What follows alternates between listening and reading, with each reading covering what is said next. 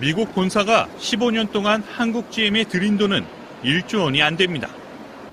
2002년 대우차 인수 비용 4,300억 원, 2009년 유동성 위기를 막기 위해 투입한 4,900억 원이 전부입니다. 반면 최근 5년 동안만 해도 매년 7천억 원이 넘는 돈을 본사로 가져갔습니다. 적어도 2조 5천억 원 넘게 이득을 본 셈입니다. 대출이자와 연구개발비 등 수익금을 챙긴 명목도 다양합니다.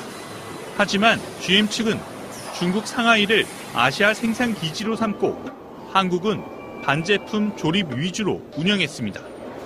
GM이 헐값에 대우차를 산 다음 현금 창고처럼 이용하다가 떠나려 한다는 비판이 나오는 이유입니다. 우리 정부도 조사에 나섰습니다.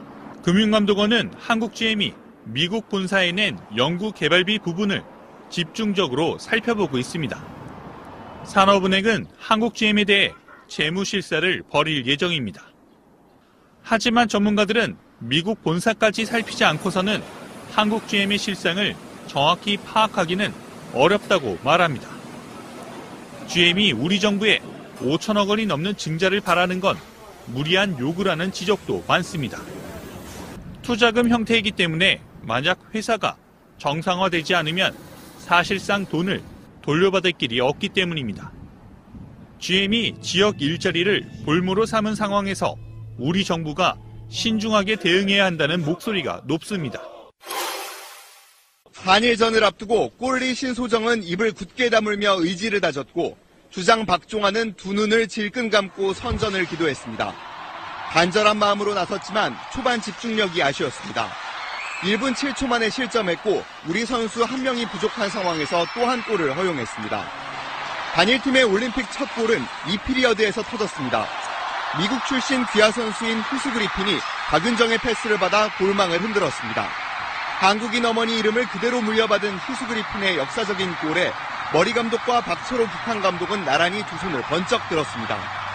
진통제를 맞으며 투혼을 불사른 신소정은 눈부신 선방으로 골문을 지켰습니다. 하지만 동점골은 터지지 않았고 종료 8분을 남기고 쐐기골을 내준 뒤 추격을 위해 골리를 빼는 강수를 뒀다가 한 골을 더 허용했습니다. 우리 선수들은 아쉬움에 눈물을 흘렸습니다. 좀만 더 버텨줬으면 조금 동점 찬스를 팀원들한테 줬었을 텐데 끝이라고 생각 안 하고 정말 최선을 다해서 포기하지 않고 해서 일본은 1998년 나가노 대회 이후 13경기 만에 올림픽 첫 승리를 거뒀습니다. 한일전 역사적 첫 승은 다음으로 미뤄졌습니다. 단일팀은 남은 두 차례 순위 결정전에서 첫 승리를 노립니다. 평창 동계올림픽에 참가한 북한 방문단 관련 경비 지출을 의결하기 위한 교류협력추진협의회가 조명균 통일부 장관 주재로 열렸습니다. 조명균 장관은 북한의 올림픽 참가가 올림픽의 성공적 개최는 물론 한반도 평화 분위기에도 도움이 되고 있다고 평가했습니다. 남북관계 개선 그리고 한반도 평화의 어떤 단초가 되는 그런 중요한 화합의 장이 되고 있습니다. 조 장관은 특히 북한이 고위급부터 시작해 다양한 형태로 많은 인원이 방문한 만큼 국제사회와 소통하는 계기가 되면 좋겠다고 기원했습니다. 조 장관 발언은 북한이 예술단이나 응원단, 태권도 시범단 등이 어떤 형태로든 앞으로 국제무대에 진출하는 상황을 염두에 두고 있음을 반영한 것으로 풀이됩니다. 예술단, 선수단, 응원단 다양한 형태로 많은 인원들이 우리 방문을 해서 북한이 평창 동계올림픽을 통해서 국제사회와 소통하는 그런 기회가 되고 문제는 북한의 예술 공연 분야 일꾼들의 기량이 아무리 뛰어나고 국제무대 진출 의지가 강하다고 해도 유엔 안보리 제재 대상이라는 한계에서 벗어날 수 없다는 사실입니다. 다만 우리 정부 입장에서는 북한이 국제무대 진출에 관심을 보이는 것은 비핵화에 대한 북한 설득 가능성을 높이는 요소가 될 수 있다는 점에서 긍정적인 현상으로 평가됩니다. 트위터가 진짜 언론입니다. 예, 설명절이 지금 코앞에 다가와 있기 때문에 오늘 신비님도 나오셨습니다. 신비님? 예, 반갑습니다. 예. 목소리 죽이는 남자. 명절이라고 지금. 죽었어 벌써. 제가 댓글을 내서 그걸 봤다니까. 심쿵사라는 걸 들었다니까. 이게 뭔 말이야? 나 못 봤는데. 심장이 너무 쿵각거려서 죽었다고. 복상사하고 비슷한 거예요. 남자 목소리 듣고 너무 좋아서 가슴이 철컥 내려앉는 다음에 그게 죽었어. 심쿵사. 새로운 영화를 발견했고요. 득템? 득템. 자, 심쿵사. 우리 신비님 나오셨고요. 나머지는 다 소개를 이미 했습니다. 할 필요가 없는 거죠. 이 목소리 한 방에. 신비 외 3인. 바로 이 전 방송에서 했기 때문에 같은 날 나가는데 또 해요? 자, 뭐 알겠고요. 자, 명절은 어떻게 되세요? 명절은 어디 가십니까? 예, 갑니다. 내일 오후 4시에 출발합니다. 아, 차 끌고? 예. 그리고 언제 오세요? 렉동이 끌고. 모레 아침 10시에 다시 컴백. 참네. 그 왜 가? 그 왜? 어디길래 그렇게 짧게 갔다 오시는 거예요? 우리 애청자들은 다 아는데 새날 안 들으시죠? 죄송합니다. 장성입니다. 네. 장성에 가면 백양사라는 홍길동 굉장히 유명한 절이 있어요. 그 백양사에 가면은 가을 단풍이 우리나라에서 제일 멋있는 곳. 최고죠. 아, 그래요? 그리고 가끔 홍길동이 후예들이 막 날아다녀. 왜 우리나라 내장산. 단풍 중에서 내장산 계열이 가장 단풍이 예쁜데 그 중에 끝자락이 백양사에 있어요. 그게 장성이에요. 진짜 차 끌고 오르락내리락 하면 실제로 쉬는 시간은 거의 없겠네요? 그렇죠. 아. 원래는 제가 막내였기 때문에 시골에 잘 안 갔어요. 근데 이제 큰아들이 돼가지고 안 갈 수가 없어서. 그러니까 효도 질량 불변의 법칙 이런 거지. 총량. 총량. 총량은 근데 이번에 이제 막내한테 문자가 왔어. 오빠는 효도하는 방법을 몰라. 그러는 거야. 그래서 왜 매번 갈 때마다 용돈 드리는데 그랬더니 오빠 용돈 말고 호두 과자 이런 거 사다가 엄마한테 안겨줘봐. 그러니까 돈만 주고 간다고 이 서운함을 딸들한테 니네 오빠는 말에 싸가지가 없다 막 이렇게 얘기를 한 것 같아.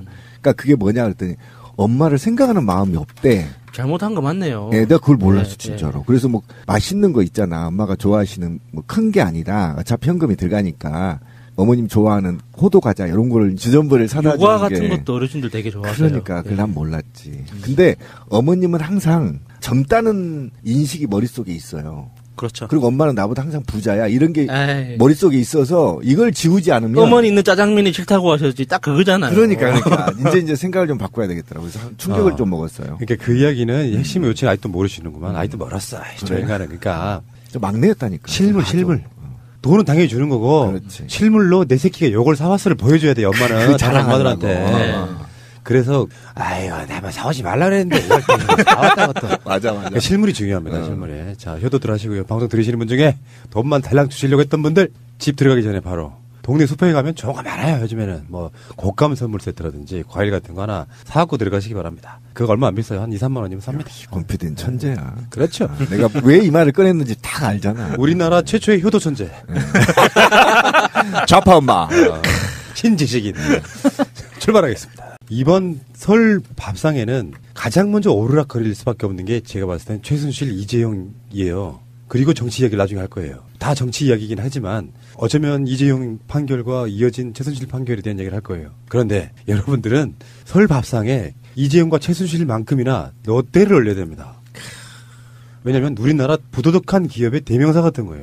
정치권에 줄만 잘 되면 재계 순위 20위권이던 재벌이 단숨에 5위권으로 올라갈 수 있습니다. 이명박 비리 중에 최근에 수사가 시작됐다는 롯데는 노동자들을 향해서는 그 유명한 갑질들 아주 최고로 빛나시죠. 우리 조카가 지금도 롯데 계열사 커피숍에 알바하고 있어요. 안젤리나스. 5,340원짜리. 딱 그렇게 줘요.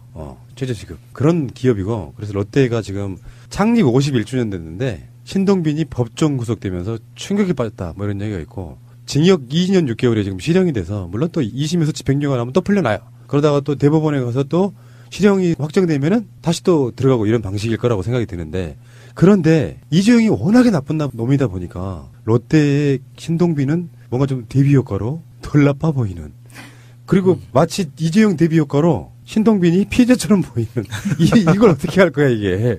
자 어쨌든 간에 롯데가 지금까지 경제난 뭐 이렇게 몇 년 전에 신동빈, 신동주, 신격호 뭐 부자들 사이에서 이루어졌던 어떤 사건들 말할 것도 없고 그러면서 자기 기업 이미지를 좋게 하기 위해서 롯데월드 타워에다가 태극기를 게시한다든지 온갖 것들을 다 했죠. 그런데 알고 봤더니 워낙에 롯데가 유통 전문 회사이기 때문에 비정규직이 아마 우리나라 기업들 중에 가장 많은 회사에 가까울 거예요. 거기다 커피숍 같은 데 포함하면 아마 그럴 거라고 생각이 들어요. 여러분들이 생각하는 롯데는 어떤 회사입니까? 우리가 평론으로서 이야기하지 말고 롯데를 한번 회고해봐요. 일반 시민으로서 쪽발이 기업 뭐 이런 거. 그렇죠. 롯데라는 회사의 지배 구조를 보면 신씨 집안이 일본 광윤사를 지배하고 있고요. 광윤사가 일본 롯데홀딩스와 우리나라 롯데홀딩스를 지배하고 있어요. 걔네들이 다 롯데그룹 자체를 지배하고 있는 거예요. 생긴 것도 닮았죠, 아베하고. 신동빈. 그런가요? 좀 웃어요, 아씨. 졸라 닮았잖아. 그런 상황에서 사실은 이게 정경유착의 산물이 롯데그룹이에요. 왜냐하면 외국인 투자 회사의 어떤 그 요건도 갖추지 않았고 그 법망을 피해가면서 살짝 불법적인 형태로 해서 이게 롯데그룹이 존재하게 된 거거든요. 그래서 어찌됐든 이 롯데는 참 어려운 숙제입니다. 그냥 문 닫게 만들 수도 없는 거고 당연히 자본주의 국가에서 이 불법적인 걸 다 탈탈 털어가지고 좀 정상화 시켜줘야 되는데 사실 삼성 정상화 시키는 것만큼이나 어려운 회사가 롯데예요. 저는 이게 롯데 하면 생각나는 게 대기업들 중에 제일 더러운 회사라는 이미지가 있어요. 아, 삼성보다 더 더럽나요? 예, 더러운 정도가 어떤 이미지냐면 모든 재벌 집안마다 폭행 사건이 다 있잖아요. 이렇게 철없는 막내 아들이 뭐 술 처먹고 룸에서 뭐 난동 부리고 뭐 이런 그 사건들이 꼭 하나씩 있는데 하나그룹이 대표적이잖아요. 야구방만이. 예. 근데 롯데그룹은 그런 스토리들 중에서도 가장 지저분하고 이 쪽팔리는 거 있죠. 양아치 같이 도로에 가던 차 세워서 막 집단 린치를 한다거나 음주운전하면서 지가 사고 내놓고 배째라식으로 한다거나 하는 그런 그러니까 롯데그룹이라는 것만 빼면 완전 개생양아치인데 나중에 알고 보니 롯데그룹 자손인 거예요. 그래서 이것들이 왜 그러나라는 걸 이제 그 자라오면서 케이스를 보니까 명정님 말씀하신 것처럼 롯데그룹은 우리나라 재계 서열에서는 큰 게 뭐 상위 그룹은 아니었지만 이게 귀에 걸면 귀걸이, 코에 걸면 코걸이식으로 최저적인 뿌리 기업이 일본에 있으니까 그 외국인 투자 관련 법률이 필요할 때는 외국인 회사처럼 행동하고 내국인의 법이 필요할 때는 내국인의 법률을 요구하는 이런 방식으로 양쪽을 다 가지고 논 거예요. 세금 문제도 그렇고. 그래서 이게 생활 속에서 롯데그룹을 피해보려고 애를 많이 써도 힘듭니다, 사실. 껌 한 통도 거의 독점이잖아요. 껌 같은 경우는 롯데가. 음료 같은 경우도 음료도 그렇고. 그렇죠. 맥주 뭐 이런 식품이나 뭐 주류 같은 경우도 그렇고. 그래서 이게 너무 볼 때마다 스트레스 받아요. 롯데는 진짜. 껌이라면 역시 신비껌. 많이 씹어야겠어요. 아니 근데 뭐 아저씨들이 생각하는 롯데와 제가 생각하는 롯데는 좀 달랐어요. 뺀질거려 보세요.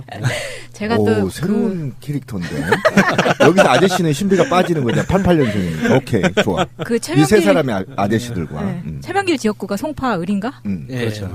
제가 그 지역구에 살 때거든요.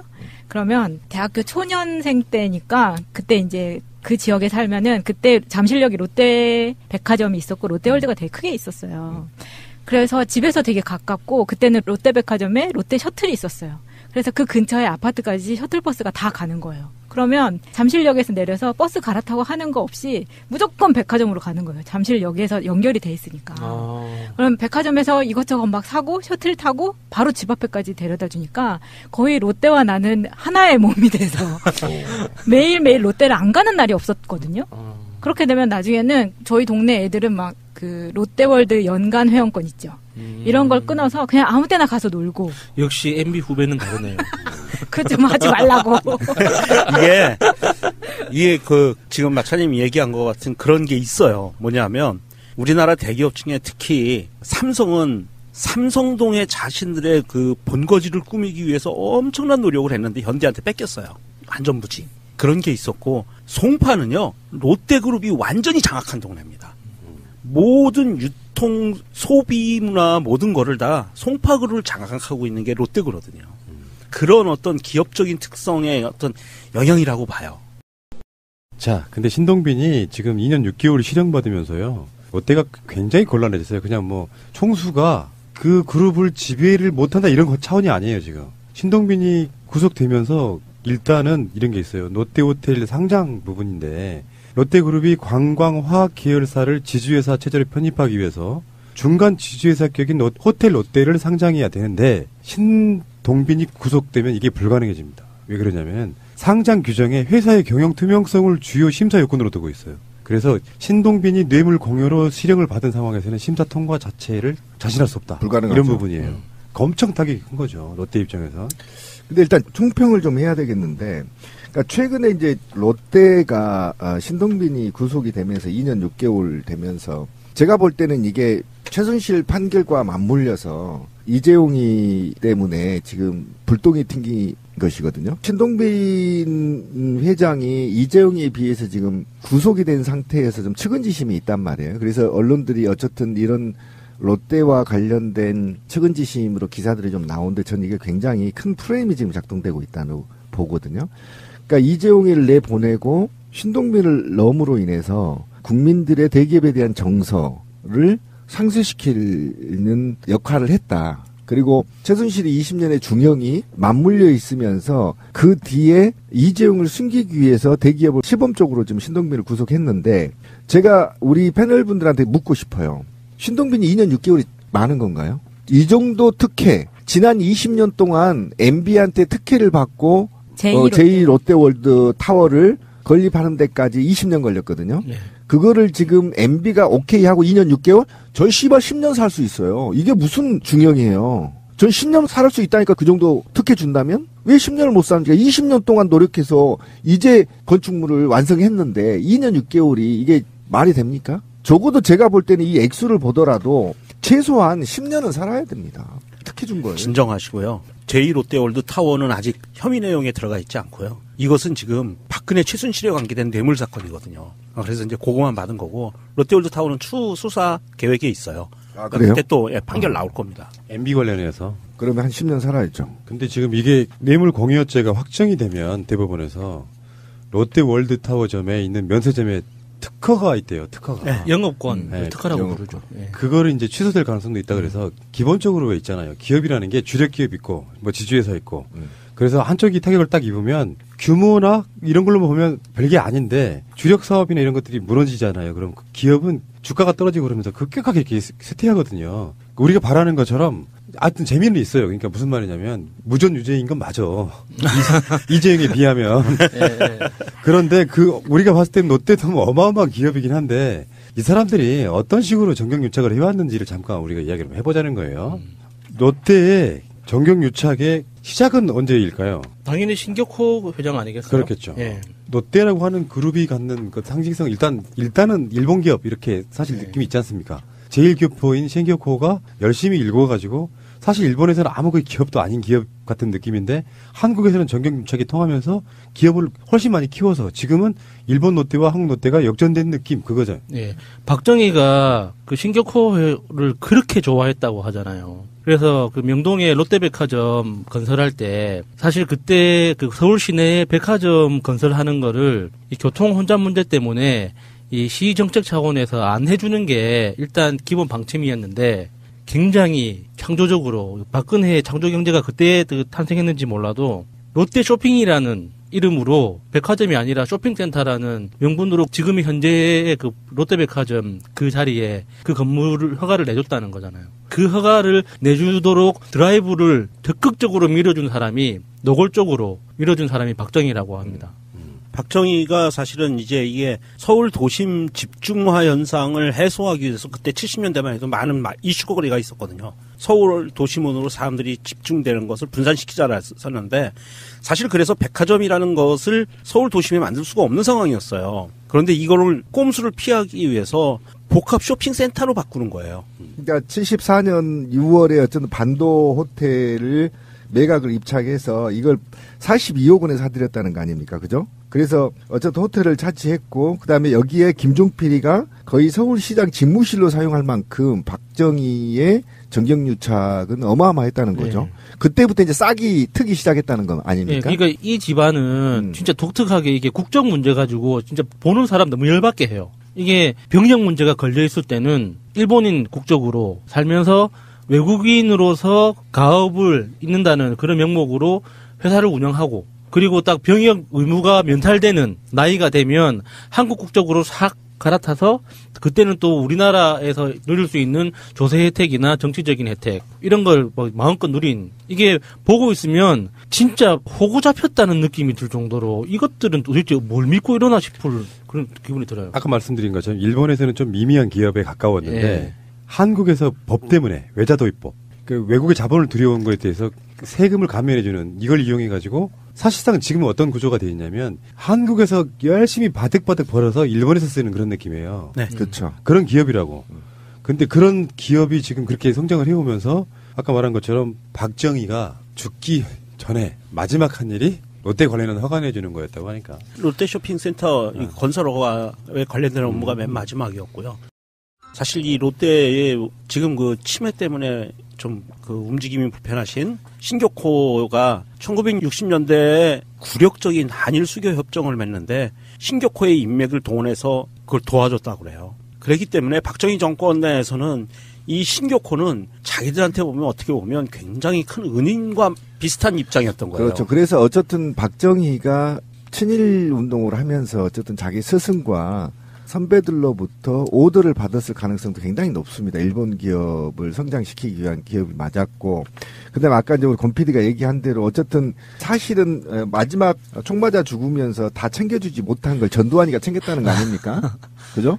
그래서 사실상 신격호의 꿈을 이루어주게 해준 건 전두환이에요. 아, 그러니까 박정희도 어마어마하게 신격호를 예정했던 느낌이 법상으로는 롯데 백화점 허가가 안 나는 상황. 그 상황에서 이름을 교묘하게 바꿔서 롯데쇼핑으로 바꿔서 허가를 내주고 이게 다 박정희가 도와줬다는 거고 예. 전두환이 지금 도와줬다는 건 뭐예요? 지금 잠실 그쪽에 있는 그게 전두환 덕분이라는 그 말씀 아닌가요? 근데 그때 그 이야기를 해야 되는 건 뭐냐면 그렇죠. 잠실을 개발할 때 올림픽 다운 이야기가 있잖아요. 올림픽을 유치하는 그 부분에서 일단 강남 쪽에 우리가 말하는 지금 현내 강남 3구 본진 그 외에 올림픽을 하게 되면서 이제 사실은 서울 땅도 아닌 땅 거기가 서울이 아니었어요, 잠실이. 하남 뭐 이런 거기였다고. 거기를 서울로 이렇게 늘리면서 잠실에 올림픽 주경기장이 세워지죠. 그리고 거기에 부수적인 것이 들어가면서 그때 개발을 할 때 거기만 달랑 오면 안 되잖아요. 그러니까 사실상 롯데월드 쪽에 있는 그 잠실 땅을 사실상은 개발할 수 있게끔 도와준 거죠. 그러니까 롯데에 몰빵을 해준 거죠. 현실적으로 보면. 어쨌든 그 손정묵 교수가 확정한 것은 전두환 때 이제 국보위 때 이게 강남 개발이 진행이 됐거든요. 그런데 여기에서 사실은 지금 문제가 되고 있는 제2롯데월드 부지 있죠. 26,000평. 그때 전두환 정권 때 받은 거예요. 실제 이제 악의 뿌리가 여기서부터 시작되는 겁니다. 그러니까 그때는 사실은 전두환의 통치 자금이 거의 다 이 신격호에서 나왔을 가능성이 굉장히 높다고 보는 거죠. 그만큼 했었고 이게 왜 이렇게 전두환과 연결이 돼 있냐면 사실은 김종필 때 한일 수교 문제와 관련해서 마쿠이 협상에 사실은 신격호가 깊게 관여돼 있다는 거 아닙니까? 그러니까 그런 관여된 상태에서 군사 쿠데타 이후에 군부 애들이 일본과의 교류를 누구를 통해서 할 수 있었느냐? 그 바로 신격호였거든요. 그러니까 신격호가 계속 12.12 사태 이후에서도 계속 권력의 실세로 사실은 작동을 계속 하고 있었고 거기서 뒤에 검은 돈들을 계속 대주고 있었고 통치 자금들을 대줬다는 거죠. 신격호가 11월 달에 그러니까 87항쟁이 일어난 11월 달에 전두환을 독대를 해요. 그렇죠. 대통령이 임기 말이지. 그리고 나서 한 달 후에 정부가 그 롯데 부지를 다 프라이를 해준 거거든요. 근데 그때 한 달 전에 독대한 거 많이 본 스킬 아닙니까? 이재용이 박근혜를 독대하고 이런 거 있잖아요. 네. 그렇죠. 독대해서 50억을 준 거예요. 50억을. 맞아요. 그 당시에 87년도에. 그 당시 50억이면은 지금으로 치면 어느 정도 되는 걸까요? 500억? 500억은 더 되죠. 넘겠죠. 현금으로 줬을 거 아니야. 총 중계 150억이에요. 그렇게 포함해가지고 총 중계 150억. 그러니까 전두환한테 준 게 뇌물이 그냥 그때는 정치자금이라고 했는데 뇌물이죠. 그렇죠. 뇌물이 총 150억이 전두환한테 건너갔고요. 롯데로부터. 신격호 한 사람이 줬다고 알려진 게 150입니다. 그렇죠. 지금까지 알려진 게 150억인데 문제는 이제 그렇게 돈을 받고 나서 제1롯데월드 부지 이런 땅들을 정부한테 불화를 받습니다. 그런데 그 불화받은 게 시세의 반값의 불화를 받아요. 그렇죠. 그 불화받은 금액이 얼마냐? 그러니까 자기가 이득 본 금액이 800억이 넘어요. 150억 주고 800억. 그러니까 그렇죠. 남는 장사죠. 괜찮네요. 굉장히 나쁜 짓을 맡아 하던 기업이었던 거죠.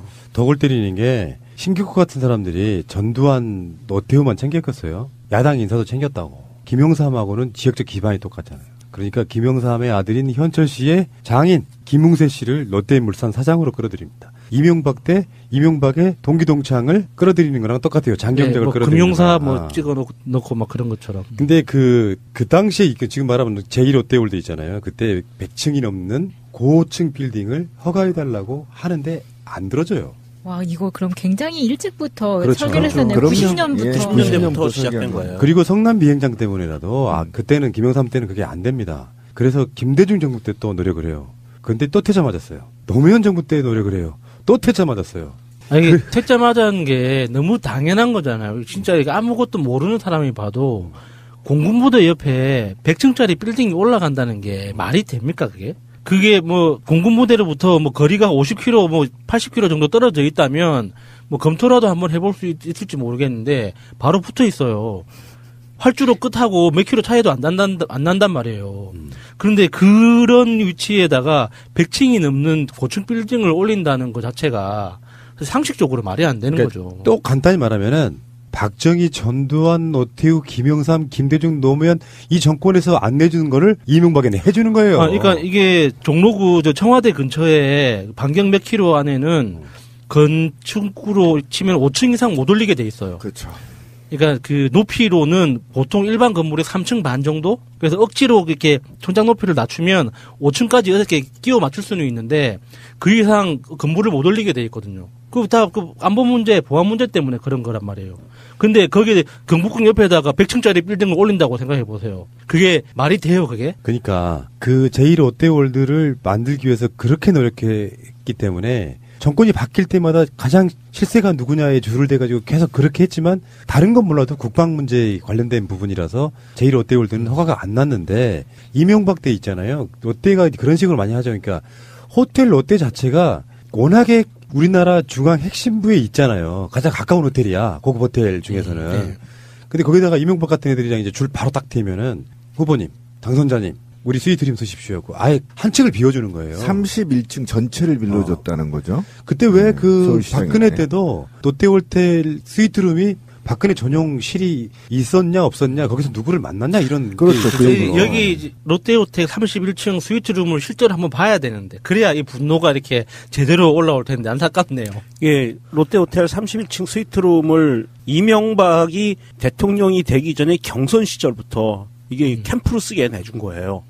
그래서 계속 그런 행위가 있어 왔는데 나는 이명박의 죄를 추궁할 때 곁다리로 이거는 분명히 파야 된다고 봐요. 그렇죠. 이게 뇌물성이 있느냐 아니냐. 정확하게 이명박 캠프로부터 결산을 받았으면 뇌물은 아니죠. 겉으로 보기에. 그러니까 근데 결산을 안 받았으면 이건 100% 뇌물이거든요. 그러니까 이명박이 어떻든 롯데호텔 31층 스위트룸에서 인수위 시절에 당선 시절에 조각을 여기서 했다. 거기서도 했고요. 예. 여기서 했다라고 한다면 사실은 롯데에 입김이 좀 들어갔다는 얘기거든요. 이게 정확하게 정산한다는 게 불가능해요. 그렇죠. 그 스위트룸이 정말 1, 2년 전에 한 몇 달 전에 예약해서 할인해도 한 4,500만 원 정도 하고 1박에.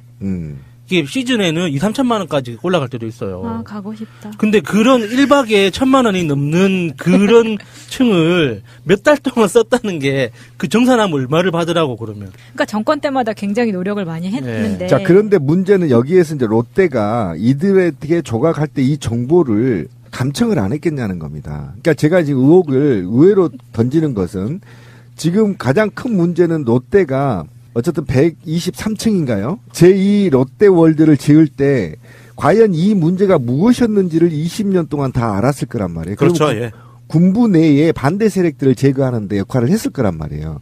그러면 이때 바로 제가 볼 때는 군 내에 반대 세력들을 제거하는 계획이 여기서 분명히 있었을 거다. 아, 롯데발 미림팀이 있었을 예, 거다. 미림팀이 분명히 있다. 저는 이거 분명히 말씀드리고요. 그리고 이후에 그 결과에 어쨌든 군부 반대한 사람 다 숙청당했잖아요. 숙청당하고 나서 이거 허가 나간 겁니다. 네. 맞아요. 여기에서부터 악의 씨앗이 시작됐다. 신동빈이 징역을 이렇게 본인이 실형을 그 자리에서 받을지를 몰랐다고 사람들이 생각을 다 하잖아요. 그 이유를 보면은 이 재판이 있기 직전까지 평창올림픽에 굉장히 공을 많이 들입니다. 그러니까 손수, 스키, 로프 이런 거는 다 점검을 하고요. 평창 기간 준비부터 시작해서 폐회식까지 자기는 평창에서 내내 있겠다. 이렇게 이야기를 했고 2월 14일이 발렌타인데이가 신동빈 회장의 생일이에요. 그래서 나는 생일도 평창에서 지내겠다. 이렇게까지 얘기를 해놨는데 야, 줄을 이번 바뀐 정부에서도 그렇게 줄을 쓰려고 했구나. 네, 그랬는데 2월 13일에 구속이 된 거죠. 생일날 구속된 거죠. 그 자리에서 바로 된 거 아니에요? 예, 맞습니다. 네. 근데 재밌는 게 다시 이제 포승줄이 묶여가지고 그 양복 차림으로 호송차에 타는 장면을 봤어요. 겁에 질려있더만. 그러니까 내가 한 번도 겪어보지 않은 자들은 그 순간에는 그게 공포죠. 미지의 세계가 되는 거거든. 근데 한국말로 잘 못해서 이제 예. 깜빵에 들어가면 거의 해롱이 되겠네. 해롱이. 그리고 또 깜빵에 가면 쪽발이들은 좀 혼나야 돼요. 이더디 맞대요. 아 근데 아마 모르긴 해도 범털이기 때문에 독방 쓸 거라고 보는데 호화 독방을 쓸 거. 아 그러면 안 되는데 왜 우리 이걸 당연히 받아들이지? 아, 그 정도 지금 국민정서 안 됩니다. 호화독방 못 줍니다. 아니요, 이게 공급방에 들어가면 네. 맞을 수가 있어요. 아 그러니까 해롱이 밑으로 들어가서 지금 빨래나 이런 것도 좀 하고 그래야 되는데. 내가 자대 듣게. 또 애가 아베 닮아서 맞을 수도 있어. 아, 친비님은 지금 그 드라마를 몰라요. 그러니까 다른 의미에서 듣고 계신 것 같고. 그러니까 롯데월드 스위트룸에다가 막 대통령 당선자 또는 대통령 왜 그러냐면 청와대는 공무원들의 공간이기 때문에 호화롭게 못해요. 그렇죠. 그러면 내가 대통령이면 롯데호텔 스위트룸에서 지내고 싶겠어? 청와대 관저에서 지내고 싶겠어? 롯데호텔. 그렇지. 호텔 롯데. 냄새부터 다릅니다. 그런 거예요. 그런 거. 그렇게 해서 자기는 그 권력자들한테 스위트룸을 제공하는 사람인데 감옥에서도 말이야. 최소한 스위트 거실 하나 정도는 써야지. 카펫도 좀 깔아주고 빨갛게 이렇게. 아이, 참. 피 떨어져도 티 안 나게. 근데 보니까 이 사람이 이제 어렸을 때부터 좀 있는 집안이다 보니까 스키를 배워서 지금 국제 스키 연맹에도 열심히, 그러니까 평창을 위해서 자기가 정말 몸바쳐서 일을 한 거예요. 그러니까 작년 11월에도 1박 4일 일정으로 엄청 무리를 해서 스위스까지 가서 평창을 위해서 막 열심히 노력을 했다는 거죠. 근데 그게 평창을 위해서 공적인 욕망 때문에 그런 게 아니고 봐달라고. 네, 사적인 욕망 때문에 그런 거고요. 그렇죠, 당연히. 돈 있으니까 돈질을 하면서. 그렇죠. 봐줘 했는데 결국 안 먹은 거죠. 이름만으로도 너무나 평범한 우리 주민, 박주민님. 바리바리 박주바리. 예. 이분의 이야기는 좀 달라요. 우리가 지금 받아들이는 것처럼 뭐 우리 이 얘기 있잖아요. 이재용에 비하면 최순실은 중형인 건 맞고, 그러면 박근혜는 훨씬 더 중형일 거고, 신동빈은 이재용에 비하면 억울한 감이 있지만 당연해. 뭐 이런 흐름 속에 박주민은 이렇게 말했습니다. 첫 번째가 안종범 수첩이 대법원에 부담이 될 거다. 그러면서 지금 나왔던 얘기가 뭐냐면은 안종범 수첩에 대법관 이름이 나온다는 거죠. 그래서 이게 부담을 덜기 위해서라도 별거 아니라고 대법원이 판단을 내려줄 가능성이 있다는 거예요. 그러니까 안정범 수첩의 증거 능력을 최대한 격화시킬 가능성이 있다는 뜻이잖아요. 이분이 이제 팟캐스트 출연 많이 하시면서 상당히 이제 음모론자가 돼가고 있어요. 그런데 지금 국정농단 사태의 재판에서 유일하게 안종범 수첩이 증거 능력을 인정받지 않는 게 정영식 재판관이에요. 그러니까 나머지는 다 됐는데, 문제는 지금 권 PD가 날카롭게 지금 지적을 했는데, 안종범 수첩이 대법원이 부담해서 자칫 무죄의 가능성이 있다라고 지금 의심할 수밖에 없는 게 뭐냐면, 최순실 재판에서요, 사실은 이재용이의 면죄부를 주는 것들을 다 뺐어요. 한번 봅시다. 그러니까 22개인가요? 2개인가 중에 다 인정을 했는데, 이 재판부도 김세윤 부장판사도 지금 삼성 승계 부정청탁은 인정받지 않았거든요. 그죠? 그 다음에 미르케이 재단 제3자 노물 혐의와 관련해서도 인정을 안 했고, 승마 지원도 대가성이 없다라고 판단해버렸어요. 그러면 안종범 수첩은 인정했다고 하더라도 이후에 대법원에서 삼성 승계가 부정청탁이 아니더라고 얘기해버리면 어떻게 풀리냐면요.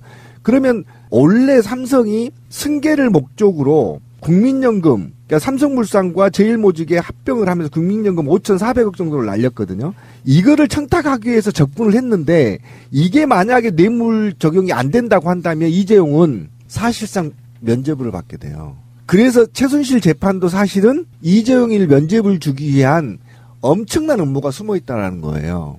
그러니까 이런 측면에서 봤을 때 안종범 수첩이 대법원에서 아까 권 PD 지적대로 대법원에 부담스러워서 아마 판결을 이상하게 낼 수도 있다라는 거 플러스 여기에 어제 최순실 1심 재판에서도 면죄부를 줘버렸기 때문에 제가 볼 땐 적어도 지금 국민 정서하고는 굉장히 다르게 이재용이 무죄될 가능성도 있다. 그러니까 안종범 수첩에 대한 어떤 증거 능력이 어디까지인가에 대해서 사실 그 법률 전문가들도 되게 논란이 많아요. 근데 논란이 많은 게 증거 능력이 있다 없다라는 이런 게 아니라 증거 능력이 어디까지인가라는 거죠. 그러니까 극단적으로 봤을 때 정영식 판사는 증거 능력이 없다고 판단을 한 거고 김세현 판사는 간접 증거로만 채택을 한 거예요. 그런데 이게 일상적으로 우리 생활 속에서 경험을 봤을 때 예를 들어서 신비님이 말씀하시는 걸 제가 수첩에다 다 받아 적었어. 그게 녹취록을 풀듯이 다 똑같이 토시 하나 똑같이 받아 쓰지는 못하더라도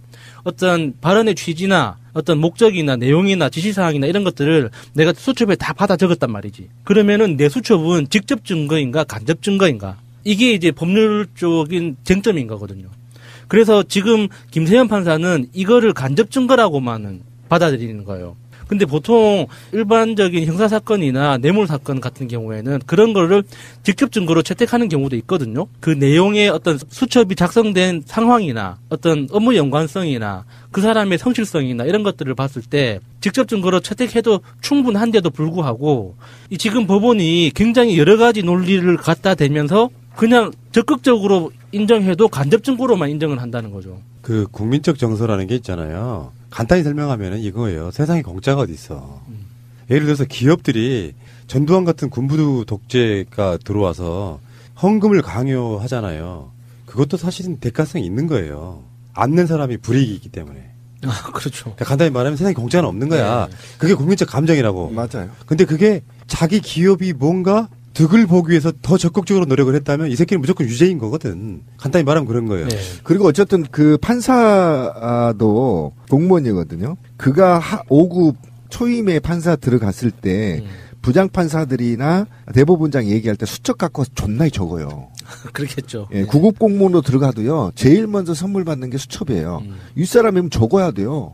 그건 직접 증거예요, 이게. 그러니까 모든 걸 적어서 토시 하나도 빠짐없이 적어서 이거를 시행해야 되잖아요. 이 시행을 빨리 하는 놈이 유능한 공무원이거든. 당연히 적어야죠. 당연히 적어야 되는데 제가 그래서 아까 얘기한 게 박주민 의원이 지금 얘기한 게 무엇을 염려하냐면 이재용이를 살리기 위해서 신동빈과 최순실을 중형을 때렸다는 겁니다. 네. 그리고 여기에 맞춰서 판결도 누군가의 컨트롤 타워에 의해서 판결이 됐을 가능성을 지금 제가 제기하는 거예요. 이렇지 않고는 권 PD가 국민 감정 얘기했는 정서 얘기했는데 지금 국민들이 이재용이에 대한 분노를 삼키다 못해 정영식 판사 탄핵이 24만 명이 지금 넘었거든요. 25만 명 넘어가고 있죠. 이런 상태에서 신동민을 때림으로 인해서 이재용에 대한 반감을 상쇄시키려는 목적으로 가고 그러면 지금 대법원이 남아있지 않았습니까? 지금 상고심에서 지금 최순실 재판에서도 일부 지금 간접 증거로 해서 삼성 승계 부정청탁이 아니다라고 때려버렸거든요. 거기다가 예. 지금 재판부에서 그러니까 정영식 판사도 그렇고 김세현 판사도 그렇고 삼성 승계 작업은 인정하지 않는다는 취지의 그렇죠. 논지를 폈잖아요. 예. 그게 무슨 뜻이냐면 자기들이 스스로 삼성그룹에 한해서만 우리들은 금치산자입니다라는 거를 스스로 고백하는 거예요. 맞아요. 예, 아니 명답이에요. 이게 에버랜드 전환사채 문제부터 20년이 넘는 기간 동안 이건희가 세금 안 내고 이재용한테 재산을 물려주려고 온갖 수를 다 쓰고 가장 최근에 삼성물산과 제일모직 합병하는 그게 국제적으로도 문제가 됐었잖아요. 그게 왜 문제가 되냐면 너무 이상한 합병이었기 때문인 거죠. 합병이라는 게 동일 업종이 덩치를 키우거나 안 그러면은 동일 분야에 있는 다른 업종이 시너지를 일으키기 위해서 하는 게 보통 경영상의 전략적 합병인 건데 아니 에버랜드 놀이동산 하는 회사랑 물산 무역회사랑 제일모직 섬유 만드는 회사랑 합병을 한대요.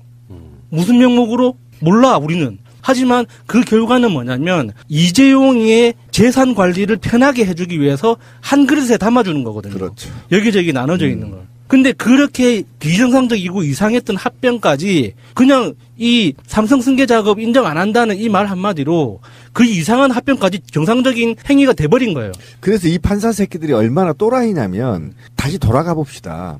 국민연금 5천억을 날렸다고 당시. 예, 이건 예. 국민들이 엄청난 미래에 생존권이 달려있는 돈이란 말이에요. 단지 이 돈을 가지고 날렸으면서도 불구하고 만약에 국민연금관리공단이 이거를 승인 안 했으면 합병 못 했거든요. 그럼 이걸 압력을 최순실이가 넣었다는 거 인정까지 하는 거 아닙니까? 그런데 어떻게 우리 법원만 이거를 인정하지 않느냐고요. 지금 법원에서 큰 실수를 하고 있는 것이 지금 이 이재용에 관련된 재판, 그다음에 최순실 롯데 관련된 재판들인데요. 이게 이제 증거 능력이라는 여러 가지 그 이야기를 하면서 사람들에게 혼란을 심어주면서 이재용은 어떻게든 살아나갈 수 있는 길을 만들어주는 방향으로 지금 움직이고 있는데 이게 얼마만큼 중대한 문제냐 하면 설령 대법원까지 가가지고 이재용이 집행유예가 합당해 이렇게 판결이 났다 손 치더라도 그 다음에 문제가 되는 것은 이게 박근혜까지 이게 가서 쭈루루루 그 부분은 무죄가 날 수 있는 확률이 높아요. 그렇게 되면 어떤 결과가 나오냐면 이건 지금 특검이 기소를 관리하고 있는 상황이거든요. 또 다른 문제가 벌어지는 게 문영표 보건복지부 장관이 국민연금관리공단에서 압력을 행사해서 합병 승인을 하게 해준 거잖아요. 그렇죠. 그래서 그 제목으로 지금 실형을 받아서 지금 살고 있어요. 그런데 문영표가 과연 자기한테 오는 이익 단돈 10원도 없이 그냥 명령을 받았을까? 저는 아니라고 보거든요. 그런데 특검에서는 이게 너무 방대하기 때문에 원흉을 수개를 잡기 위해서 이 사람이 벌인 행적을 더 이상 파지 않고 이 정도 선에서 처벌하고 최종 그 결재권자를 잡아내는 게 목표였거든요. 그런데 지금 만약에 박근혜까지 무죄를 만들어준다 그러면 대한민국 검찰이 중앙지검이 문영표를 다시 수사할 확률이 높아요. 뭐로? 뇌물죄로. 그러면 이재용은 또 뇌물죄로 가는 거예요. 그때는 빼도 박도 못하게 됩니다. 이건 뭐 제3자 뇌물 뭐가 해서 고리가 복잡하지도 않아요. 삼성에서 문영표한테 돈을 줬느냐? 줬네. 얼마 줬는데 10억? 그래? 그럼 너 징역 10년 이렇게 해버리면 끝나는 거예요, 그냥. 그러니까 대한민국 대법원이나 대한민국 판사들이 정신을 똑바로 차려야 되는 게 만약에 그런 상황까지 가가지고 박근혜까지 무죄가 됐는데 문영표가 뇌물 받은 걸로 그래서 징역형을 받는다. 문영표가 가만히 있겠어요? 다 물어버린단 말입니다. 그러면 이 국정농단 사건의 판결을 맡았던 판사들이 제정신 갖고 대한민국 땅에서 못 살아나요. 이건 그 대대손손 이 불명예를 안고 살아가야 되는 거예요. 자기 자식들에게. 그렇기 때문에 판사가 얼마만큼 중요하게 판결을 해야 되는지 하나하나의 사건이 얼마만큼 이게 심각한 상황인지를 깨닫고 있어야 되는데 아직도 이 사람들은 중요한 줄이 어디인가만 보고 있다. 나의 밥 벌어먹고 사는 길이 어디인가만 보고 있는 것 같은 정황들이 너무 많이 보이는 거예요. 참 그런 부분이 속이 상합니다. GM, 제너럴 모터스, GM의 군산공장이 폐쇄된다는 발표를 13일 날 했죠. 화가 나서 죽겠어요. 지금 제가 화가 부글부글 끓는데 욕은 못하고 정말 화가 머리 끝까지 지금 올라와 있어요. 그러니까 GM이 간단히 말해서 뭐 기술이나 뭐 일자리라든지 이거 막 투자한 게 아니고 GM 공장을 돌리면서 그냥 계속 수익만 뜯어가는 거죠. 돈 투자하지 않고 그러다가 결국에는 투자금 회수하고 돈을 얼마큼 벌었으니까 이거 안 돌릴 거야. 뭐 이렇게 된 거거든요. 그러니까 지금 화가 나는 이유는 GM이 한국의 대우를 인수하면서 총 들어가는 금액이 실제 현금이 1조 정도 됩니다. 다 합쳐서. 그런데 지난 대우를 인수하고 GM이 돈 벌어간 게 3조가 넘어요. 현금으로? 예, 현금으로 3조가 넘습니다. 그러면 이 현금 3조만 빼고 나머지는 뭐냐면 지적 재산권은 어떻게 할 거예요? 온갖 그 특허 상표 이런 거는 좀 천문학적인 거거든요. 그런데 이제 이게 문을 닫겠다는 거예요. 그러면 이게 페어플레이에 좀 어울리지 않습니다. 이게 자본주의 사회에서 페어플레이 얘기한 게 좀 모순이 있었지만 당시에 사실은 M&A 하면서 우리나라 전체 구조를 틀을 바꿨잖아요. 예를 좀 기아가 현대로 넘어갔던 이유도 그것 때문이었죠. 그래서 이게 이제 나눠먹기식으로 했었거든요. 근데 그 결과로 대우를 GM에 줬는데 GM이 온갖 기술들을 다 핵심 기술들을 빼가고 그것도 현금으로 3조 빼먹고 이제 와서 하겠다는 겁니다. 조금 더 디테일하게 이야기를 하면 이게 쌍용 자동차의 복제판인 거예요. 그렇죠. 쌍용 자동차가 중국 상하이 자동차가 쌍용 자동차를 인수해서 일단 기본적인 기술 운영에 대한 노하우를 빨아가고 나서 그거를 인도 마힌드라에 그대로 넘겼잖아요. 인도 마힌드라가 생산 능력 자체와 그 생산 설비의 그 설계 구조 자체를 그대로 다 복제한 다음에 다시 이제 팔려고 할 때쯤 쌍용 파업 사태가 일어났던 거였거든요. 그때가 그러니까 쌍용 내부적으로는 현금과 자산 가치가 계속 마이너스만 겪었던 거죠. 그러면은 재무제표를 딱 만들어 보면 당연히 실적이 안 좋은 회사로 나올 수밖에 없어요. 그러면 경영 정상화나 경영 합리화라는 명목으로 회사를 매각하겠다고 하는 게 굉장히 상식적으로 보이는 판단이거든요. 요번에 GM도 똑같은 방식인 거예요. 처음에 인수할 때 자신들이 매입한 그 자산들에 대해서 부채를 끼고 본사에서 매입한다는 명목으로 인수한 다음에 GM으로 들어오는 현금 수입들 중에 최소 5천억에서 많게는 8천억을 연초에 먼저 가져갑니다. 그래서 나머지 기간 동안 영업을 하면 열심히 영업해가지고 GM에서 가져간 현금 수익만큼의 영업이익을 달성하면 재무제표상으로는 약간 마이너스가 되든가 안 그러면은 약간 플러스가 나는 거예요. 그러면 이게 외형상으로는 GM은 항상 경영 실적이 안 좋은 회사로 계속 이어지는 거죠. 그렇게 어느 순간 GM 본사에서 이렇게 수익성이 좋지 않은 한국 GM을 운영할 필요가 없다라고 판단하면 세계적인 기준으로 보면 굉장히 합리적인 판단인 거예요. 작년 초에 GM의 새로운 그 신임 사장이 왔었거든요. 그 사람이 이전에 있었던 곳이 인도였어요. 인도에서 그 칼잡이로 유명했었거든요. 구조조정하면서 인적 구조조정으로 해고를 너무 많이 해가지고 칼잡이라는 별명이 있었는데 전문가예요, 그렇죠? 예, 그 사람이 한국 GM의 신임 사장으로 왔단 말이죠.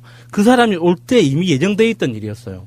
그래서 GM 내부에서 원래 마시던 커피를 카누를 마시던 걸 맥심으로 바꾸고 이 삼다수 마시던 걸 뭐 500원짜리 싼 생수로 바꾸고 하는 이런 식으로 쥐어짜기 경영을 작년 초부터 계속 했단 말이죠. 이 전초 작업이었던 거죠. 그래서 그 지금까지 한국 GM에서는 전 세계적으로 봤을 때 R&D 부서가 제일 경쟁력이 좋아요.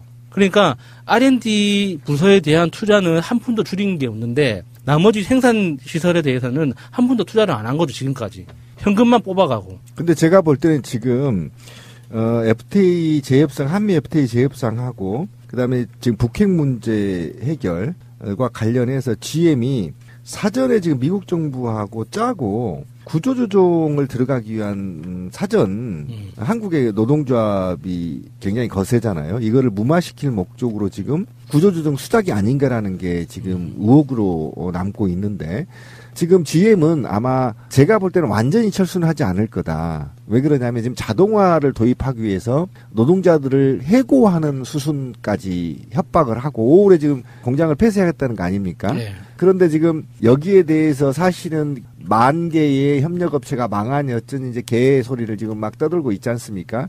근데 사실상 제가 볼 때는 자동화 수순으로 가지 않는가. 자동차 공장들이 사실 자동화를 도입하고 싶어 하거든요. 그래서 이게 사실은 그쪽으로 가서 이것마저도 한국 정부가 추가 비용을 요구하고 구조조정의 비용, 소요되는 비용들을 요구하고 그 비용으로 오히려 해고자들을 자르고 자동화로 정책을 전환하는 게 아닌가라는 의혹이 좀 남고 있고요. 어쨌든 지금 제가 볼 때는 우리 한국 정부에 지금 자금을 지원 요청하고 있다는 거 아닙니까? 그것도 정상적인 방식으로 안 하고 지금 공중전으로 지금 하고 있다는 거 아니에요? 그래서 2,000명 자르기 싫으면 5,000원 내놔라 이렇게 지금 협박하고 있다는 건데. 근데 이게 전반적으로 GM이 너무 무례하고 최근에 어쨌든 트럼프의 한미 FTA 재협상과 관련해서 굉장히 이게 맞물려 있어서 자칫 잘못하면 GM한테 말려서 오히려 끽소리도 못하고 좀 넘겨주지 않겠느냐라는 정부 생각이 관계자가 들어요. 이 이야기를 듣는다면 꼭 명심해 줬으면 하는 게 한국 GM은 절대 철수 안 합니다. 제 얘기가 그 얘기예요. 왜냐면은 전 세계에 GM R&D 센터가 3군데가 있는데 그 중에 한 곳이 한국이거든요. 3년치 R&D, 한국 R&D 예산 3년치 예산으로 나머지 한 군데 예산을 쓰는 거예요. 그렇죠. 그 정도로 한국 R&D 센터가 ROI가 굉장히 좋아요.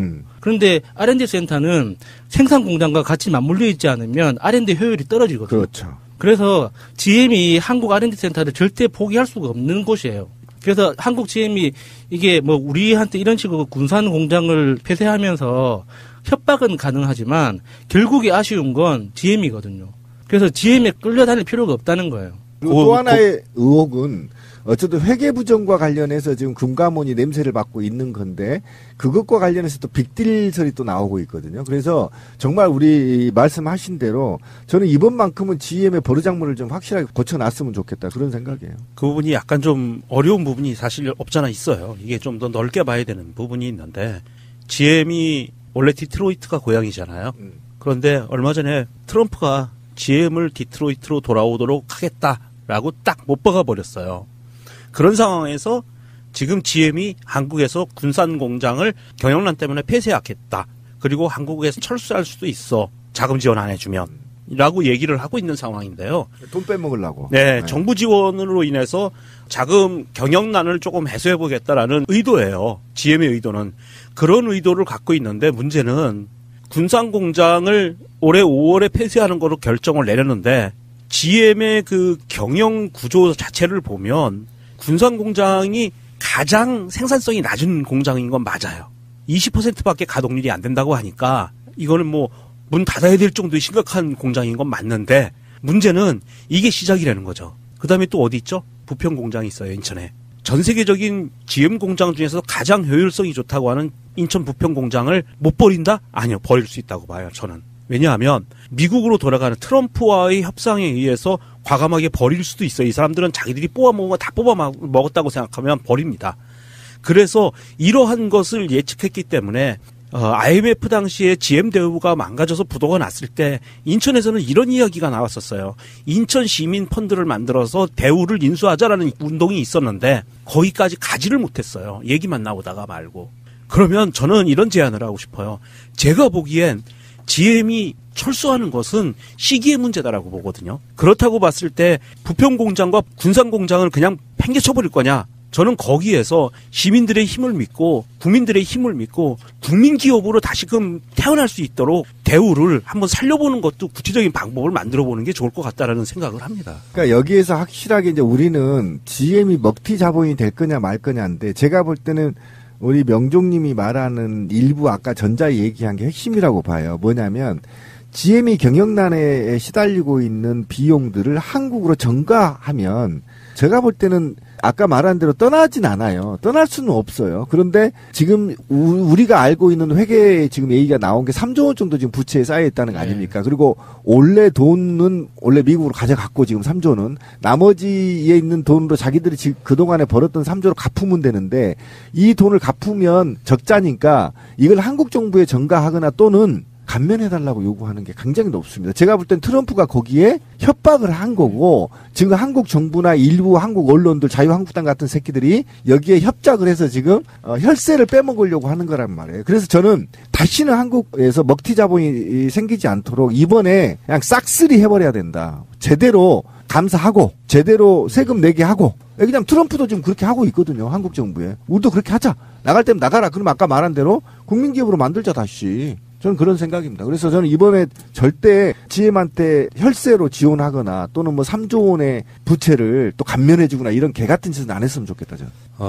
자유한국당이 논평을 냈는데요. GM이 저렇게 되도록 문재인 정부는 뭐 했냐라고 보더라고요. 진짜. 씨발, IMF 때문에 시작된 거라니까. 그리고 그 대부분의 기간은 이명박근혜 기간 동안이었죠. 네. 지금 집권한 지 얼마나 됐다고 저런 개소리랍니까? 예, 미팅 이야기 세 번째 야수 차례입니다. 제가 살아온 인생이 그렇게 뭐 대단하거나 뭐 화려하거나 뭐 우여곡절이 많거나 이런 것도 아닌데 이분들하고 이야기를 하다 보면 제가 진짜 개망난이인 건 맞는 것 같아요. 여기에 순둥이 3명이 있어서 아니, 그래. 이게 순둥이 3명이 어떻게 있으니까. 사람이 중학교, 고등학교, 대학 다니면서 미팅 한 번도 안 해보고 살아요? 제가 19살 때 연애를 시작해서 그런 것 같은데요. 아니, 그 19살 때 연애를 시작했으면은 15살에는 미팅을 한번 해봤어야죠. 아니, 잠깐 19살에 연애 시작하셔서 그분하고 결혼하신 거잖아요. 예. 와, 재미없어. 한 방에 끝냈는데 뭐 어떡해. 재밌어. 이제 미팅하면 바람이에요. 이제는. 맞아요, 이제는. 바람, 불륜, 다 안 좋은 단어들이 따라옵니다. 아니, 제가 중학교 3학년 때 처음 미팅을 했었거든요. 그때 그런 거 이제 아까 그 이야기하셨던 소지품 내에서 파트너 정하고 그런 게 이제 한참 TV에 많이 나왔었단 말이에요. 그래서 친구들끼리 한번 미팅을 해보고 싶다, 저런 걸 해보고 싶다, 뭐 이런 이야기를 하다가 우연찮게 이제 옆 학교 친구, 그러니까 같이 성당 다니던 친구의 친구들하고 이렇게 5대5였나 4대4였나 이렇게 멤버를 짜가지고 미팅을 하자 이렇게 된 거예요. 그래서 그때 미팅 자리에서 제일 말 많았던 친구 있잖아요. 여자애들 중에 말이 제일 많고 활발했던 친구하고는 아직도 친구예요. 예, 지금도 이제 부산에 갈 때마다 보거든요. 1년에 한 서너 번씩은 꼭 봐요. 아니, 그때 뭐 잘 되고 사귀고 그랬던 그런 건 거 아니에요? 뭐 중학생 이렇게 뭐 사귀어봤자 얼마나 생각하게 사귀겠어요. 그때 저랑 파트너가 됐던 건 아닌데 그래도 중학생들끼리 뭐 짝짝이 파트너를 지어봤자 어디를 가겠습니까? 돈도 없는데 결국에는 무리 지어가지고 골목길 배회하고 놀이터 배회하고 하면서 뭐 쭈쭈밥 사 먹고 뭐 이게 다죠. 근데 그때 그 친구들이 되게 재미있어가지고 그 친구들끼리 되게 친해져서 아직도 이제 친하게 지내거든요. 아, 보통은 이제 뭐 누구랑 누가 잘 되고 그러면 이제 그 친구들이 따로 놀고 그러는데 그게 아니라 그냥 계속 같이 다녔어요. 그런 경우도 있었죠. 그래서 이제 우리가 중3 때 미팅을 했기 때문에 고등학교 가서 이제 바로 옆 학교가 됐죠. 그 옆 학교에서 이제 같은 동아리에 든 거예요. 그쪽에도 같은 종목 동아리에 들고 나도 그 동아리 종목에 들어가지고 그 동아리 친구들끼리 또 이제 되게 친해졌거든요. 그래서 고등학교에서도 미팅을 몇 번 했는데 이게 반팅이라고 들어봤어요? 반팅. 반 전체끼리 하는. 예, 반과 반이 미팅을 하시고 수십 명이 그냥. 예. 제가 고등학교 1, 2학년 때 반장을 했다 그랬잖아요. 근데 1학년 때 반장이 된 건 정말 우연히 된 거예요. 내가 반장을 하고 싶어서가 아니라 선생님이 반장을 뽑아야 한다고 하길래 나는 관심이 없었어요. 반장 같은 거에 관심이 없었기 때문에. 그래서 그냥 누군가 뽑겠지라고 있었는데 누가 출마해서 안 되고 누가 출마했는데 자격이 안 되고 뭐 그래 따지는 거예요. 그래서 뭐 나 말고 누가 하겠지 했는데 선생님이 저를 딱 지목을 한 거예요. 그래서 저를 단독 후보로 세워놓고 찬반 투표를 한 거죠. 야, 그래서 북한 스타일로 되셨네요. 그래서 반장이 된 거예요. 그래서 나는 반장이 무슨 일을 하는지를 몰랐거든요. 반장이라는 거에 대한 관심이 아예 없었기 때문에 그냥 멍 때리고 계속 학교를 다녔어. 근데 어느 날부터 아이들이 나한테 따지는 거예요. 반장이 됐으면 반팅 정도는 한번 해줘야 되는 거 아니냐. 그래서 나는 반팅이란 말을 모르니까 뭔 개소리냐. 그러니까 반팅을 반이랑 환이랑 이제 이렇게 단체로 하는 미팅이라는 거예요. 그래서 딱 말만 들어도 피곤할 것 같지 않아요? 진짜 짜증나거든요. 그래서 계속 거부했어요. 근데 저는 어렸을 때 중학교 때 성당을 다녀놓으니까 성당을 다니기 전에도 동네에서 이제 여자친구들이 있었어요. 어렸을 때부터 같이 동네에서 크는 그 꼬맹이 친구들 있잖아요. 동네 친구들. 이런 여자아이들이 있어가지고 어렸을 때 뭐 이렇게 남자 여자 따로 이렇게 놀고 하는 그런 건 없었거든요. 집에 누나들도 있고 하니까. 잘 놀다가도 약간 사춘기 때 좀 멀어지고. 저는 그런 게 없었어요. 그래서 그 이성 친구들하고도 그냥 자연스럽게 다 계속 잘 지냈어요. 그래서 고등학교 가서도 이성 친구들이 주변에 항상 있었거든요. 그러니까 그 친구들을 통해서 이제 너는 왜 반장이 됐으면 반팅을 해야 되는데 왜 이렇게 주선을 안 하느냐. 이렇게 이제 저한테 여자 학교에서 오퍼가 들어온 거예요. 양쪽에서 이제 오퍼가 들어오니까. 잘 됐네, 이제. 이게 그냥, 몰라. 그냥 한번 해주고 말자. 이렇게 해가지고 30대 30으로 이렇게 팀을 짠 거예요. 패싸움도 아니고, 뭡니까, 이거? 30대 30으로. 무슨 신라의 그래갖고 그 명단, 우리 반 명단 작성하고 그쪽 명단 받고 숫자 맞추고 그 막 프로그램 짜고 하는 게 진짜 하면서도 너무 싫었어, 진짜. 그래가지고. 어려울 것 같아. 30. 그래가지고 우리 반 명단을 31명을 짜고 그쪽 여학생 명단을 30명을 받았어요. 내가 빠지려고. 그러니까 그게 그 행사 딱 만들어서 레크레이션 같은 거 한 판 딱 돌리고 이제 짝 찍고 나서 이제 너가 알아서 해. 나는 빠지려고. 31명 우리 반 31명을 잡고 여학생 30명을 잡았는데 반팅 장소에 딱 나갔어요. 나갔는데 우리 반 아이 중에 한 명이 그날 빠진 거야. 그래가지고 30대 30이 돼버린 거지. 짜증이. 출석률 굉장히 높네, 미팅 출석률. 네, 시골 아이들은 약속에 대해서 좀 강박 같은 게 있습니다. 활같네. 네. 서울 같으면 한 5명 빠지거든요, 기본으로. 아니에요, 그게. 핑계대면서.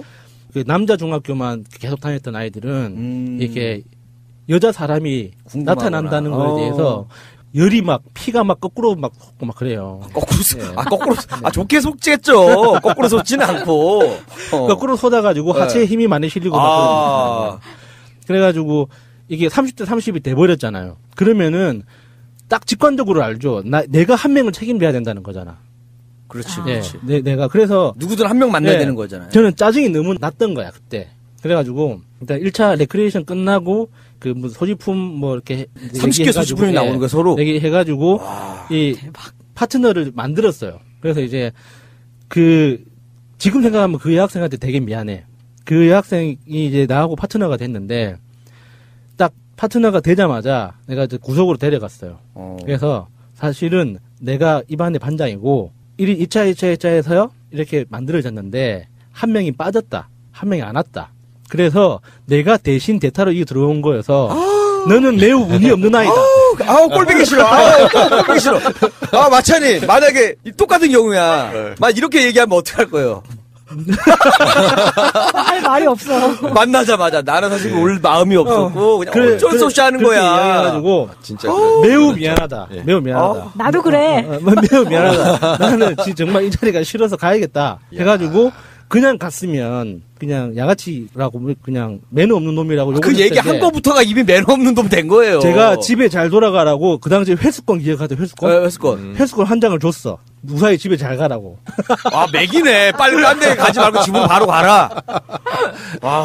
야, 그때부터 진짜 욕을 진짜 다양한 경로로 친구 통해서 욕을 하거나 쪽지를 보내서 욕을 하거나 정말 개쌍용을 들었었습니다. 아니, 그치. 여자분이 좀 마음에 안 들었던 거예요? 아니요, 들었다고 그러니까, 하더라도 난 무조건 이걸 얘기할 거야라고 마음에 그게 든다는 아니라 거예요. 저는 그 상황 자체가 너무 짜증이 난 거예요. 그러니까 그 반팅이라는 행사 자체를 하기 싫었고 근데 반 아이들이 너무 해달라고 하니까 그래도 김태희가 나왔으면 이러지 않았을 거잖아요. 아니요. 지금 생각하면 그 여학생 예뻤어요.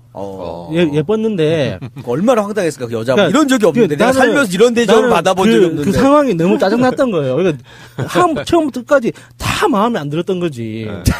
그래가지고 일단 그냥 그렇게 끝났어. 근데 이제 아니 아까 우리 막 혼내더니 뭐 이게 뭐냐고 순둥이들 하더니 내가 봤을 때 더 순둥이 이상하네. 그 기회를 또 걷어 찾네. 나는 기회가 안 와가지고 그런 건데. 저는 안 해봤는데. 중고등학교 때 이렇게 한 명이랑 독점적으로 사귀거나 이런 거 싫어했어요. 두루두루 그렇게 다 같이. 그러니까 제가 있는 곳에는 항상 여학생이 있었거든요. 그러니까 제가 이렇게 흑심을 가지고 접근하는 게 아니라 그냥 재밌게 놀자고 이렇게 했던 거여서. 그러니까 거기에 연관된, 그러니까 반팅보다 약간 진화한 형태의 훨씬 그 소셜 네트워크가 필요한 봉고팅이라는 게 있었어요. 봉고팅. 그거는 조금 위험해 보이는데. 위험해 보는데. 진짜 들어봐요, 들어봐. 굉장히 순수한 거라니까. 장기를 걸고서 하는 미팅인가요? 위험해 보이는데 이거. 따라가면 안 되는 것 같은데. 미안해 이거. 여기서 뭔가 잘못하면은 신장 한쪽 딱 떼고 막 이런. 아저씨. 네. 제가 살았던 동네가 섬이었잖아요. 네. 그러니까 섬은 학교가 다 거기에요. 많아봤자 두세 개, 한두 개, 두세 개니까. 그런데 그 버스가, 노선 버스가 학교를 지나치고 이렇게 하는 것도 있는데, 이제 봉고라는 게 그 당시에 일종의 유행 같은 거였어요. 그러니까 봉고 한 대를 동네 사람들이 엄마들끼리 모여가지고 봉고 한 대를 임대하는 거예요. 기사하고. 그래서 아침에 학교가 데려다 주고 학교 12시에 집에 데려다 주고. 셔틀버스 같은 개념이네요. 뭐 좀 사설, 개인용 사설버스 같은 이런 개념이었는데, 그게 이제 굉장히 유행을 해가지고 그 당시에 거의 대부분의 학생이 봉고를 타고 다녔거든요. 아침, 저녁으로. 근데 대부분은 이렇게 여학교는 여학생만 타고, 남자 학교는 남학생만 탈 거 아니에요. 셔틀 같이. 예. 근데 이제 저는 성당 다니면서 여자친구들도 많고, 또 이제 반장이고 하니까 이제 그 신분이 노출돼 있었잖아요. 그래서 옆 학교하고 교류도 하면서 그쪽 여자친구들도 많이 알고 있고 하니까, 이제 애들이 저를 통해서 뭔가를 누군가를 찾는 거예요. 걔 몇 학년 몇 반에 누군가 있다는데 전화번호 좀 알려줘. 이런 식으로. 그 당시에 국정원 같은 역할을 하셨네요. 그 연락처 결과적으로 그런 건가. 그러니까 그렇게 나도 모르게 중간에서 이렇게 다리 역할이 됐던 거죠. 그래서 이게 나중에는 봉고팅으로 연결되는 거예요. 그 봉고 한 대에 타는 여학생 12명과 어떤 다른 봉고 타는 남학생 12명을 연결해 주는 거지. 참. 정말 다양하다. 이건 처음 들어봤어요. 봐도 처음 보네. 네, 그 되게 재밌었어요. 재밌을 것 같아요. 자, 1번 서로 나옵니다. 봉고차 문 열고 한 명씩 나와가지고 둘이 손잡고 가고. 자, 2번 나옵니다. 2번. 그러니까 그 봉고팅 연결시켜줄 때 핵심이 뭐냐면 그 봉고 운전해 주시는 아저씨 있잖아요. 네. 아저씨를 설득해야 되는 거거든요. 그러겠네. 아저씨한테 여러 가지 조건을 설득해야 돼요. 그러니까 미팅 장소까지 예를 들어 공원까지 나와야 되고 그 애들 데리고 그리고 결정적으로 12명의 부모님한테 말하면 안 되고 그 알리바이를 동의를 해줘야 돼. 근데 만약에 사고가 나면 아저씨가 책임도 있잖아. 없는 건 아예 그런 거죠. 그건 있어요. 예, 근데 30년 전에 그런 개념이 있었겠어요? 그렇지. 그러니까 아저씨한테 이제 화려한 말빨로 이렇게 우리가 맨날 공부만 하는 기계도 아니고 개돼지도 아니고 한 번은 우리가 바람도 쐬야 될 거 아닙니까? 우리가 뭐 술 먹겠다는 것도 아니고 담배를 피우고 놀겠다는 것도 아니고 뭐 연애질 하겠다는 것도 아니고 그냥 우리끼리 연애질 하겠다는 거잖아요. 아니에요. 연애질이 아니라 이 12명 이게 청춘들이 만나서 한바탕 크게 바람 쐬고 놀고 하겠다는 건데 그 좀 시간 좀 주면 안 되냐고 뭐 이렇게 이제 설득을 해가지고 본고 아저씨가 그렇지. 그러면 이제 우리가 5,000원씩 걷어가지고 아저씨 두고비 딱 드리고. 아 진짜? 되게 체계적이네. 야. 그렇게 본고팅이라는 것까지 진화를 하게 됐죠. 아니, 그 본고 같은 경우에는 제 친구가 신림동에서 고시 공부할 때 그 얘기를 하더라고요. 그 학원에서 여기인가? 이렇게 왔다 갔다 하는 셔틀이 있대요. 자기들 몇 명 해가지고 타는 셔틀. 그 안에서 그렇게 러브라인이 형성된다고. 그런 것도 있구나. 저도 고등학교 마지막 학기에 본고에서 우연히 만난 여학생한테 꽂혀가지고 같은 학교 지원해서 입학해서 한 학기를 따라다녔어요. 사귀진 않고요. 사귀어달라고 따라다닌 거지. 결과가 별로 안 좋았어요. 근데? 차였죠. 그래서 그 이야기를 하려고 하는 거예요. 이게 차이고 나서 제가 얼굴을 크게 다친 적이 있어요. 대학 입학하고 대학 입학해가지고. 지금보다도 더 많이 다쳤을 때 얘기하시는 거예요? 그러니까 성형수술로 복원한 얼굴이에요. 되게 심하게 다쳐가지고. 아니 근데 지금 너무 멀쩡하신데? 아니, 티가 하나도 안 난다고. 네. 나는 처음 봤을 때도 그런 얘기 했던 것 같은데 전혀 네. 성형했다라는 상상을 못했어요. 한번 그 얼굴이 내려앉아가지고 이렇게 복원을 했었는데 되게 큰 수술을 한번 했었어요. 또 뭔 짓을 했길래 그런. 그건 다음 기회에. 그때 그러니까 치료 과정에서 얼굴에 흉터가 되게 크게 이제 몇 개 생겼을 거 아니에요. 얼굴을 다쳐놓으니까. 그래서 얼굴에 이제 막 붕대를 떼고 이제 크게 흉터가 보이던 그 시절이었어요. 그 시절에. 생각만 해도 딱 진짜 보기 싫은데. 나이가 좀 어릴 때죠, 그러면. 20살. 대학 한참 막 이성에 막 민감 막 이럴 때인데 얼마나 괴로웠을까. 근데 저는 그거를 되게 재밌게 활용을 했어요. 껌팔이 알아요? 친구들이 소개팅 하고 있으면 가서 이제 껌 판다고 하잖아요. 그래서 껌 한 통에 5,000원씩 10,000원씩 팔고 막 이렇게 막 방해하잖아요. 이렇게 여학생 막 겁주고. 그래요. 그래서 여학생 겁주면은 그 남자애가 이렇게 뭐 그 기사도인 척하면서 가이 개새끼야 이러면서 막 10,000원짜리 딱 찔러주고 막 보내고 막 이런 뭐 꽁트 같은 짓거리를 좀 했었거든요. 근데 지금 이렇게 멀쩡한 모습으로 이야기를 하니까 재미있는 것 같은데. 얼굴에 칼자국 있는 사람이 껌 한 통 들고 한 통 10,000원입니다 이러면 여자 10명이면 9명이 다 울었어요. 진짜? 너무 쫄아가지고. 얼굴에 그 자국 있는 거는 좀 임팩트가 있더라고요. 근데 수도 진짜 잘 되셨다. 나 얘기만 들어보면은 되게 큰 흉터였을 것 같은데. 말 안 했으면 진짜 몰랐다니까. 모르잖아요. 네, 맞아요. 전혀 티 안 나요. 저도 그랬어요. 그 비법이 있는데 그 다음 기회에 알려드리겠습니다.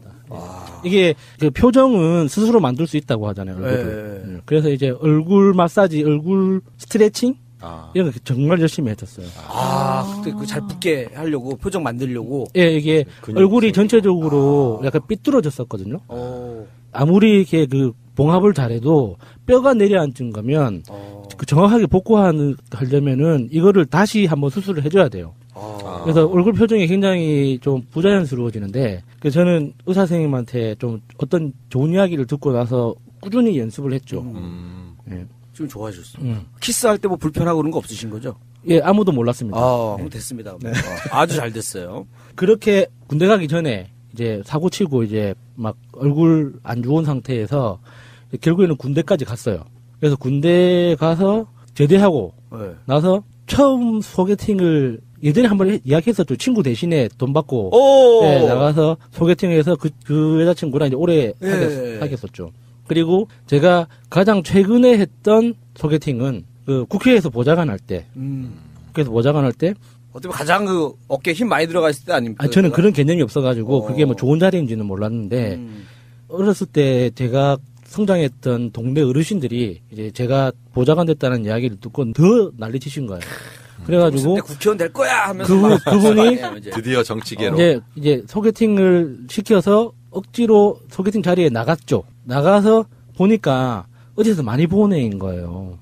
그래서 누구지 해서 이야기를 하다 보니까 제가 성당 다니면서 주일학교 선생님 할 때 중학교 2학년인가 1학년이었던 친구예요. 야 이거 뭐 드라마인데 잘 됐으면 완전 드라마 스토리인데. 그래서 이건 드라마네. 저 정말 깜짝 놀랐어요. 진짜 이거는 뭔가 좀 폐륜을 저지르는 듯한 그런 느낌 있죠. 나이 차이가 얼마나 나는데? 6, 7?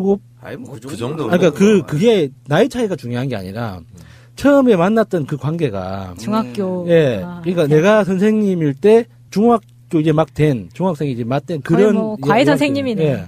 그러니까 내가 지금 생각하면은 또 미안하지. 불편하다 나는.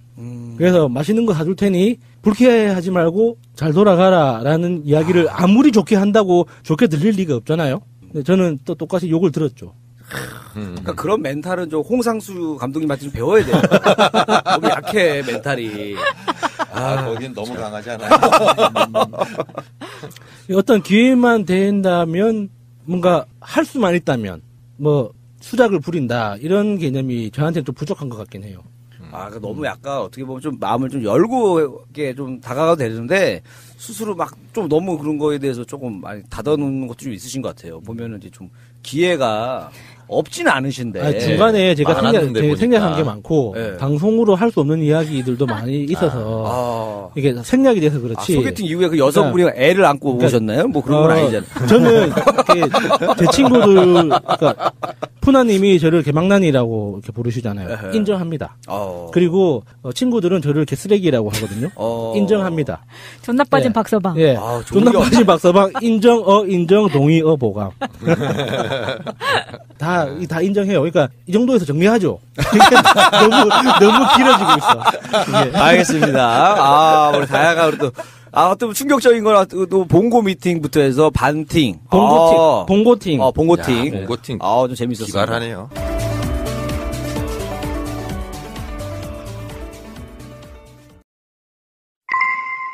인터넷 쇼핑몰을 하고 싶으세요? 회사 홈페이지를 만들고 싶으세요? 새날과 연대하는 한국 도메인 지원센터에 연락해보세요.